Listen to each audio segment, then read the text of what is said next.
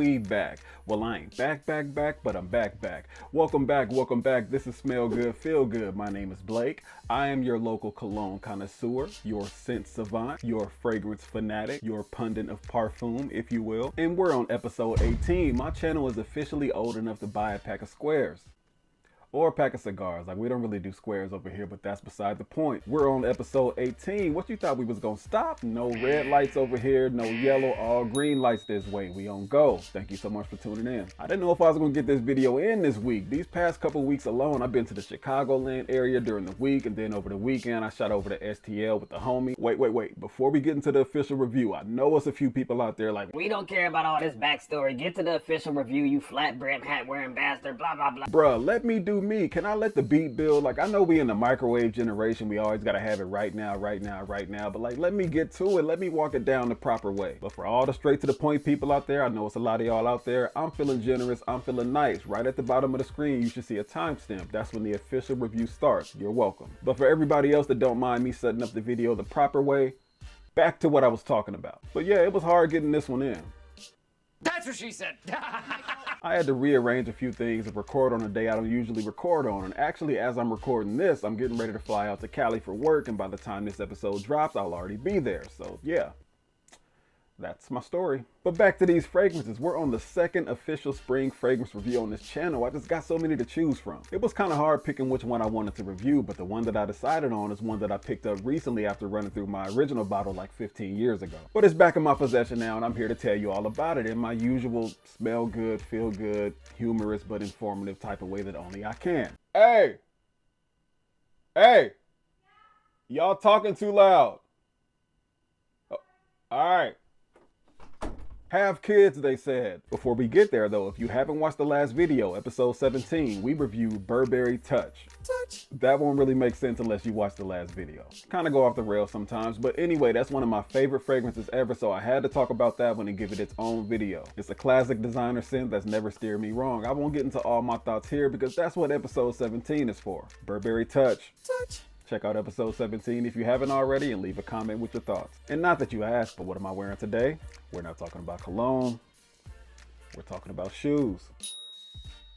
This one here is the Air Jordan Retro 14 Ferrari. It's a lot of revisionist history going on. A lot of people now will say that this is one of the best 14 colorways that dropped, but I remember when this first dropped, a lot of people were not feeling the whole seamless 14 design. I've always liked it, the red suede on there. It's a nice summertime shoe. I'm definitely not wearing this one during the winter. I don't want to get snow and water all on the suede. It's a very solid shoe, very sought after, very well put together shoe, but we're not here to talk about shoes. We're here to talk about these fragrances. And we're going to get into it, but like, y'all peep out the new cologne stand back there. Like, I've outgrown my last stand probably like a year ago, but never got around to getting a bigger one. But now I'm all together now. My only fear, and walk with me here, with it being so tall, I just feel like in the middle of the night it'll tip over, break all my bottles, and it'll leave a stench in the room that we can't get rid of. Then we have to end up moving out of the house. I'd have to stop my videos, and we would all just spiral into a deep depression that it would take years of therapy to make it out of. Or it could just stand there like it is now and everything just goes on as normal. We're gonna hope for the latter of the two. That got like unnecessarily dark, my bad. But back to these fragrances. The one we're reviewing today, it was a lot involved in getting this one. I had like a small bottle years and years ago. Don't really remember much about it, but I remember it being extremely fresh and I remember liking it. But do I still enjoy it? Has it stood the test of time? I'm here to answer those questions for you, but first, let's check out the presentation.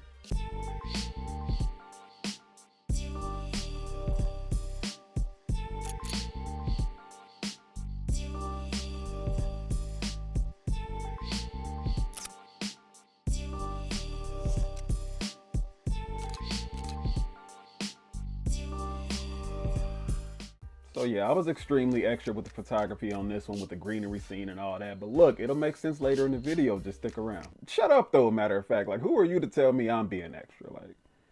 But I digress. Mugler Cologne by Thierry Mugler. That's the Americanized pronunciation of it. Not exactly how you pronounce it in French, but I'm trying my best, so that should mean something. Work with me, people. But this is maybe the most green fragrance that I own. I'll tell you exactly what I mean by that in just a second, but first, let's run down the notes. This one has top notes of neroli, bergamot, and petite grain. It has middle notes of African orange flower, and it has base notes of musk. Listen, Mugler said to hell with the 15 million different notes in the bottle. We throwing in 5 in there and you're gonna like it. What? I respect it. You don't need 18 different notes on each level every time. Sometimes simple is better, but did they get it right? Let's find out. Let's give it a spray.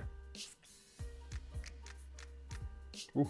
Look, there's no documented proof of vetiver being in this fragrance, but on the opening, that's literally the first thing that hits me. It's extremely green. Maybe it's the undertones from the neroli, or the more likely option is from the petite grain, which usually gives off a bright green, even bitter citrus aroma. But I'm stubborn, so I'm sticking with vetiver. That's what it smells like to me. Vetiver is an extremely earthy, herbal, woody note that many compare to the smell of freshly cut grass. That's the vibe I get on this opening. But the bergamot is there too to offer a nice burst of citrus to counteract the greenness, but it's not quite enough to tone down the sharpness of the vetiver, and honestly, that's the part that I don't like much about this opening. But the heart of this fragrance is where this one shines. Although the opening is harsh, the middle notes start to shine as more time passes. That African orange flower is the perfect middle point between that opening and the base notes. So that African orange flower, it has citrus properties to it, which is a nice transition from that opening, but it also has fresh and soapy properties to it, which blends nicely into the musk and those base notes. The middle notes and that base note of musk, it really makes this one the freshie that it is. That's where you get the freshness and the soapiness and the overall clean smell from. A lot of people compare this to the smell of Irish Spring soap, and I can see why. So overall, this fragrance goes from being extremely green in the opening with light citrus undertones to that greenness still being the main player, but that citrus becoming more and more prominent. And it ends with a general freshness for the remainder of the dry down. I feel like this one just gets better and better the more that you wear it, and that's the part I love most about this fragrance. Some of the criticism that I've heard about Mugler Cologne is mainly surrounding the performance. Many people say it leaves something to be desired. My criticism is focused solely on the opening. It's very strong, it's very pronounced, and it's extremely green. And what I mean when I say green, a green fragrance is one that has prominent plant-based notes. This could be floral notes, minty notes, herbal notes, things of that nature. As I said though, the opening on this one is just a bit too green for my liking, and that's why many people will say this is the perfect spring fragrance. It can kind of remind you of the smell of freshly cut grass on that opening. Needless to say, I don't want to be out here smelling like a landscaper. I actually just cut my grass before I started this, and yeah,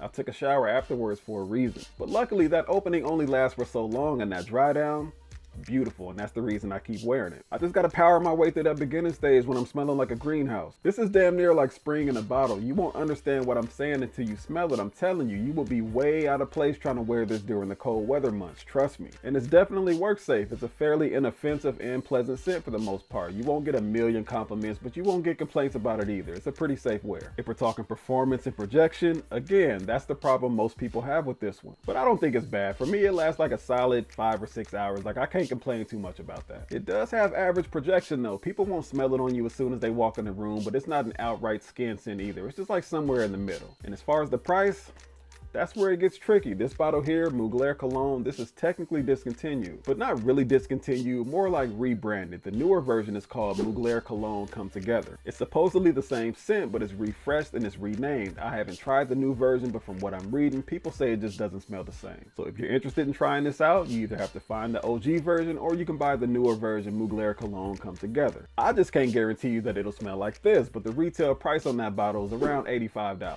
But as always, you can find that much cheaper at all the discounters and all the online marketplaces. If I had to give this one a rating, I would give this one a serviceable 6.5 out of 10. It's not my favorite fragrances or anything, but every time I wear this, I find myself being pleasantly surprised. Solid fragrance. But for the future of these videos, I do plan on sticking to that weekly schedule. Just lately, life has been kind of crazy. I've been traveling a lot, work has been pretty crazy, so I can't always stick to that week by week schedule like I would like to. So if there's a week where you don't see a fragrance review, there's probably a reason. I probably just couldn't get to it, but that is always the goal. Just stick with me and keep watching. But that pretty much wraps this episode up. Smell Good, Feel Good, episode 18. And remember, when you smell good, you feel good. And when you feel good, you do good. And when you do good, good comes back around to you. If you're watching this on Facebook, be sure to like, comment, share. Instagram, do the same. TikTok, do the same. But most importantly, YouTube, be sure to subscribe. Be sure to hit that like button and that bell icon so you can be notified every time I release a new video, whether a full-length review or a short. But I'm gonna get off here and go downstairs and see how much damage the boys have done down there while they've been unsupervised while I'm up here recording these videos and talking about fragrances into this camera phone. But smell good, feel good. We out.